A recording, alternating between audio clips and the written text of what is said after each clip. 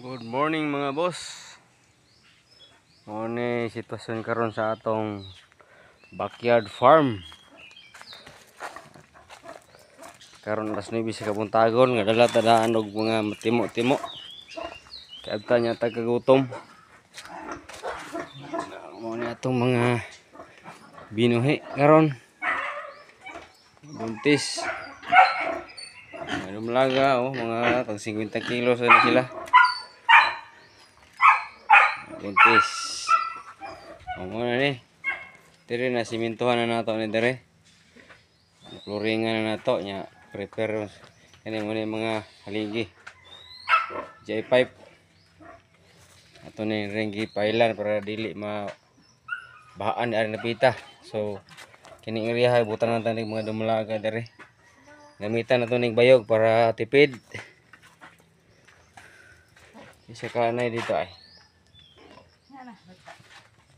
Kani dire napailan na pud ni. Ini. Tansa nato ni atong mga kuan be, mga snack. Pailan ni siya. Ato na pud ni siyang naismutan. Dire man mo drainage sige nagkatae nila. Sa mo ni atong kuan oh. Yan nagtae. Tubo. Number 4. Oh. Muna membro sa atong kalihukan. Actually tulo may kabuk membro ning kalihukan. Ako ang asawa yung akong anak. Na. Okay, pilaha. May na siya mutabang. So muna itong target karong adlaw, palawman ta ni septic tank. Ato ni gibutangan og tubo dito.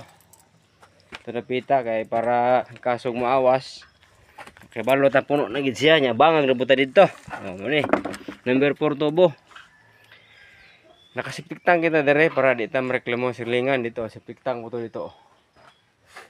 Okay, trabaho. Bahalang kapoy, basta enjoy. Bye-bye. Palihog ko follow and subscribe. Thank you. Thank you. See hi.